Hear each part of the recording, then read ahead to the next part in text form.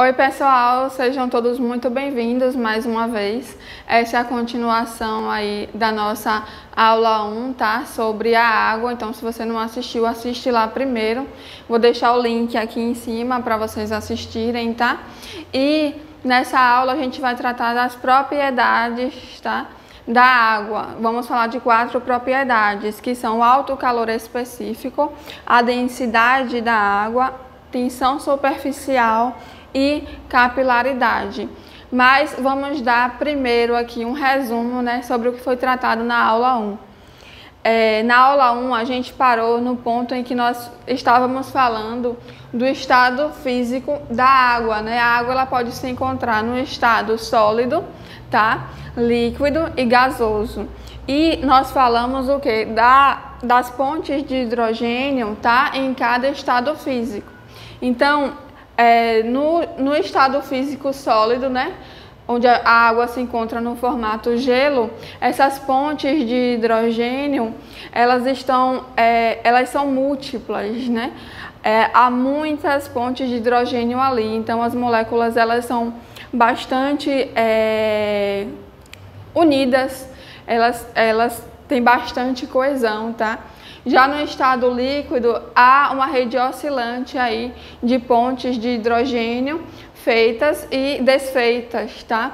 Há uma rede oscilante aí de moléculas ligadas e de moléculas não ligadas. E por isso, no estado líquido, as moléculas de água, elas são mais soltas, né? Elas estão aí mais separadas. E no estado gasoso, tá? Essas pontes de hidrogênio, elas são totalmente desfeitas, então as moléculas elas estão ali muito separadas, tá? Por isso que no estado sólido, a água ela não assume nenhum formato, nenhum volume do recipiente, enquanto no estado líquido ela assume o formato do recipiente, mas ela não assume o volume. E no estado de gás, a água ela assume o formato e o volume do recipiente, tá? Isso está de acordo aí com as ligações de hidrogênio. Foi nesse ponto em que nós paramos lá na última aula. E então vocês podem observar o que? Né? Que à medida em que nós, por exemplo, vamos converter gelo em água e água para vapor, né? Nós precisamos, obviamente, que aquecer o sistema, tá? E quando a gente aquece o sistema, a gente separa as moléculas de água, né? Porque quebra essas ligações de hidrogênio. E no caso inverso, para converter vapor em líquido e líquido em gelo, né, a gente precisa o quê? Resfriar o sistema. E à medida que a gente resfria o sistema, a gente refaz as ligações de hidrogênio, né, e as moléculas elas ficam ali mais unidas, tá? Então, o que a gente pode perceber? Que a água ela se mantém no estado líquido, tá? Graças a essas pontes de hidrogênio, tá? Uma vez que as ligações de hidrogênio elas dependem da temperatura, tá? E na temperatura ambiente a gente já tem uma temperatura um pouco mais alta do que no estado de gelo. A água ela se mantém no estado líquido à temperatura ambiente graças a essas pontes de hidrogênio, tá? Porque essas pontes de hidrogênio, apesar de elas serem fracas, comparando as ligações intramoleculares covalentes, né, que são muito fortes, tá? Essas ligações aí de hidrogênio, elas são múltiplas, elas são fracas, mas elas são múltiplas. E isso faz com que na temperatura ambiente, tá? Ela consiga aí se estabelecer no estado líquido, tá? Isso é muito importante para nós, porque nós precisamos, né, da água em seu estado líquido para nós sobrevivermos, tá? Para ficar um pouquinho mais fácil, vamos pensar aí no ponto de fusão e de ebulição da água. Se você não lembra do ponto de fusão, eu vou lembrar aqui para você, tá? Então, o ponto de fusão é a passagem do estado sólido para o estado líquido, tá?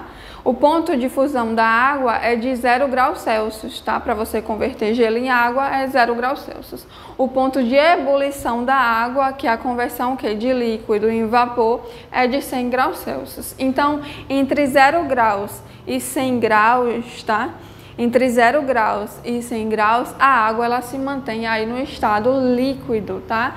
E esse estado líquido é graças a essas pontes de hidrogênio que não são quebradas facilmente, tá? Porque as pontes de hidrogênio, por elas serem múltiplas, tá?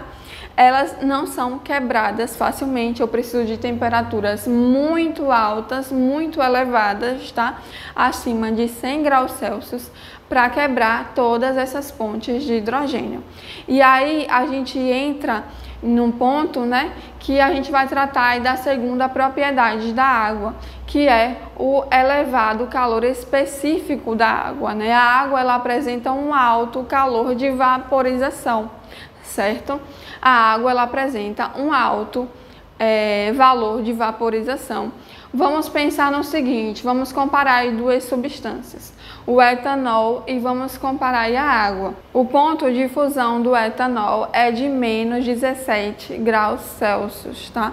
O ponto de fusão da água, como eu disse aqui, é de 0 graus Celsius. O ponto de ebulição do etanol, certo?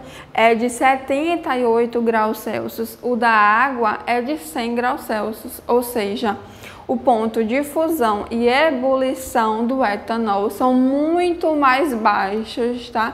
Comparativamente ao da água. Eu preciso de muita energia para quebrar essas ligações de hidrogênio, tá?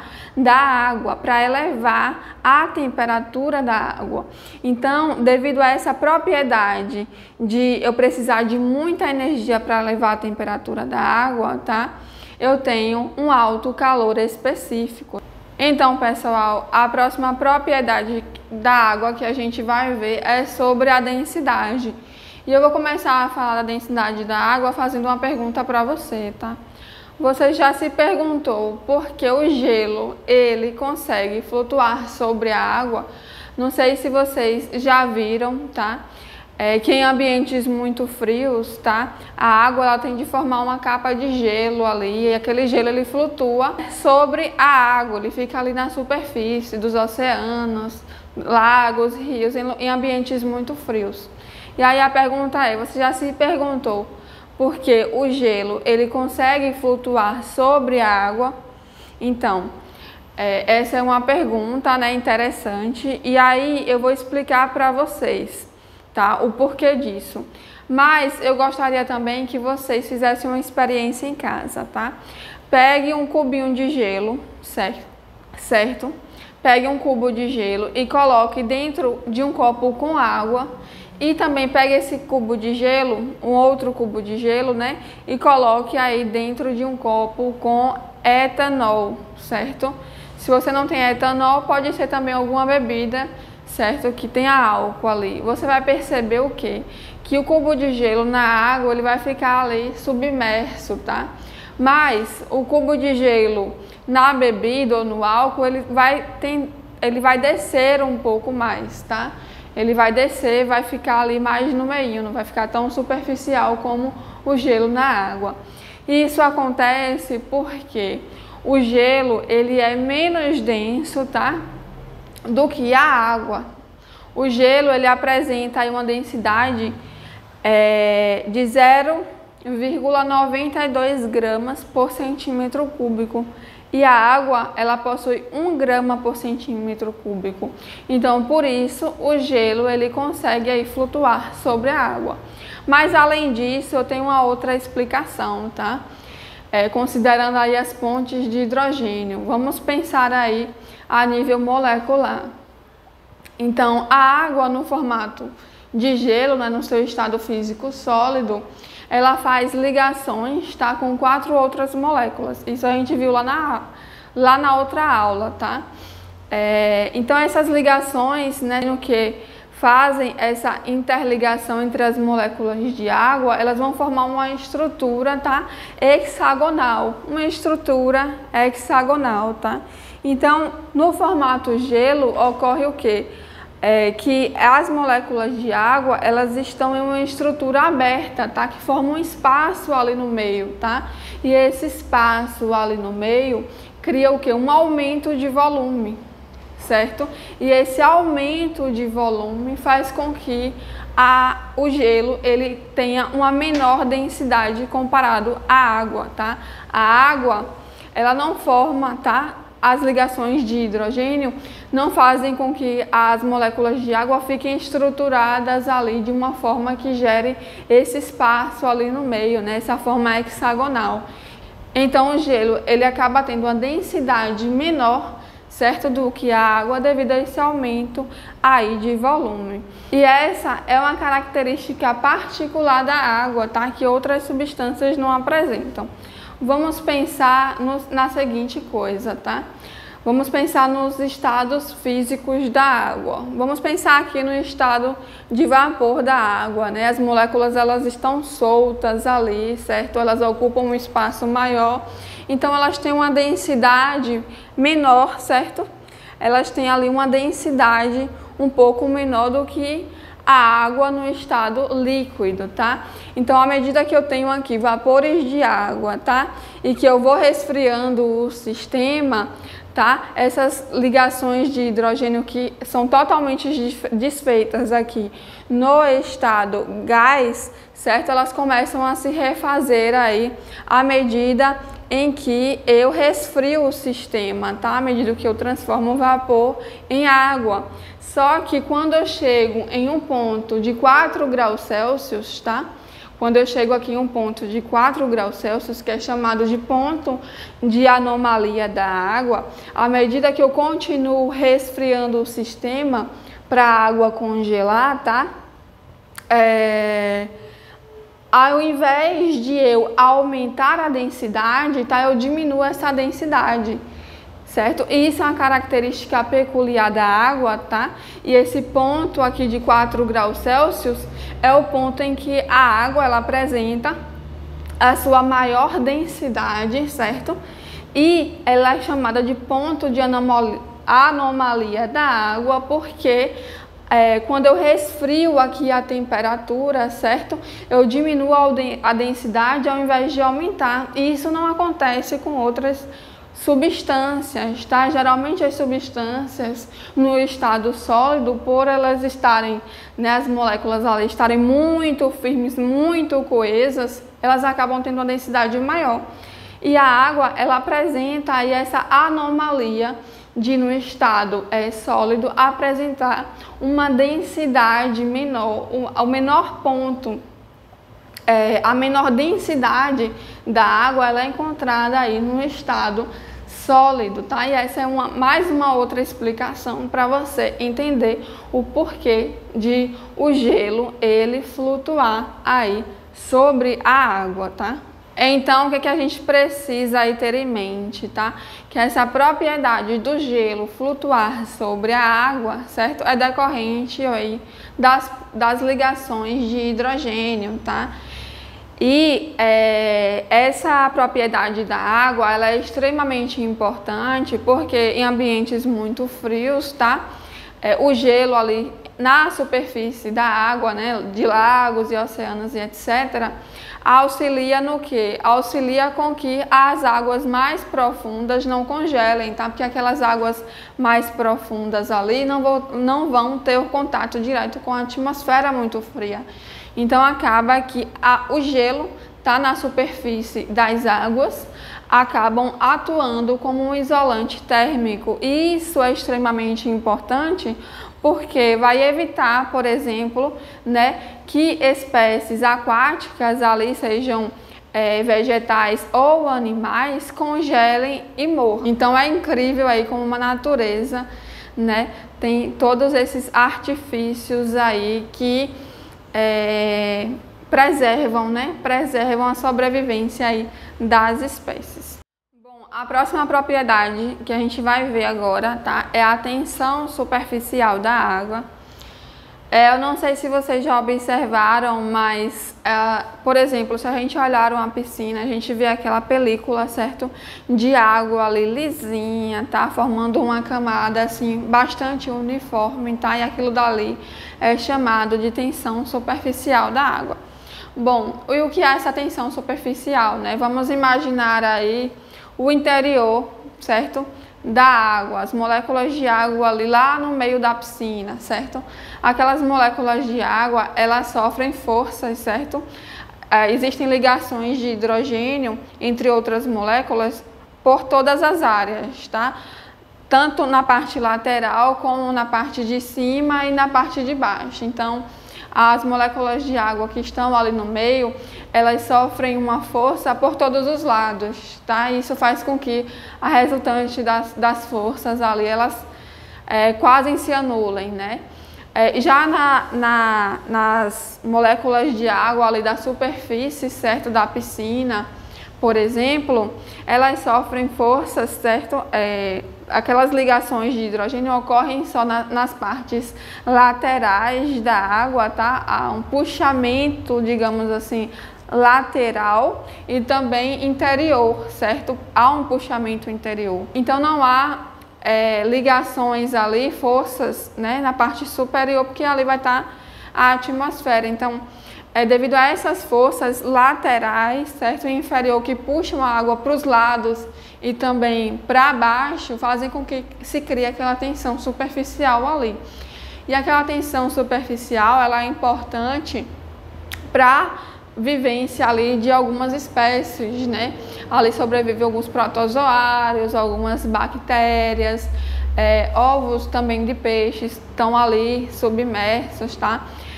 Ali na água, tá? E não sei se vocês também já visualizaram algum inseto, né? Ele pousa ali sobre a água e ele não imerge ali na água, ele não se afunda, né? Isso é devido aí a essa tensão, né, superficial da água.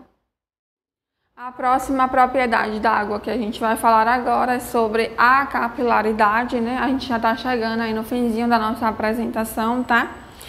E a capilaridade está relacionada também, obviamente, com as ligações de hidrogênio, né? Uma molécula de água se liga a outras 4 moléculas de água, né? Por isso que em uma gotícula de água a gente não encontra uma molécula só, são várias moléculas ali unidas, tá? E isso é devido a uma propriedade chamada de coesão, que é a capacidade das moléculas se unirem, tá? E além dessa coesão, que ocorre através das pontes de hidrogênio, as moléculas de água, elas também têm a capacidade de se aderir a alguma superfície, né? Eu não sei se vocês já observaram, por exemplo, quando vocês tomam banho, né? O vidro ali do banheiro, ele fica cheio de gotículas de água, né? Ou então você já deve ter percebido também que quando chove e se você observar ali as folhas, né, elas ficam também com gotículas de água, tanto em cima, certo, quanto também embaixo. Ali é devido a uma capacidade da água se aderir às superfícies, tá? Que é chamado de aderência, tá? E por que que a gotícula de água ali da folha, ela não cai, mesmo com a atuação da gravidade? Ali a gente vê que algumas gotículas elas ficam ali bem aderidas, né? Devido a essa capacidade de aderência, que é de água se ligar aí às superfícies, tá? Então, essa propriedade aí de capilaridade da água, certo? É importante também para as plantas, né? Porque elas conseguem absorver os nutrientes, certo? Que estão ali dissolvidos na água através do que? Das raízes, certo? Por um processo chamado de transpiração, ela consegue absorver os nutrientes, certo? Dissolvidos ali na água até as suas folhas. A gente pode até fazer um experimento em casa, né? Teste aí na sua casa, pegue um capilarzinho de vidro, certo? E pegue um copo com água. Adicione esse capilar de vidro ali no copo com água e você vai ver que a água, certo? Ela tende a subir ali pelo capilar, né? E isso é devido a essas duas capacidades de coesão, de uma molécula de água se ligar a outra molécula de água, e também de aderência, que é o que? A capacidade das moléculas de água, certo? Se ligarem ali à superfície. Bom, galera, nossa aula sobre a água, ela termina por aqui. Eu espero muito que vocês tenham gostado, tá? E eu vou deixar aqui também, certo? Aqui na descrição do vídeo, as minhas redes sociais, tá? Lá no Instagram eu posto direto conteúdos de biologia, então se você curte os vídeos que estão sendo publicados aqui no YouTube, também me segue lá no Instagram. E é isso, galera, a gente se vê na próxima aula.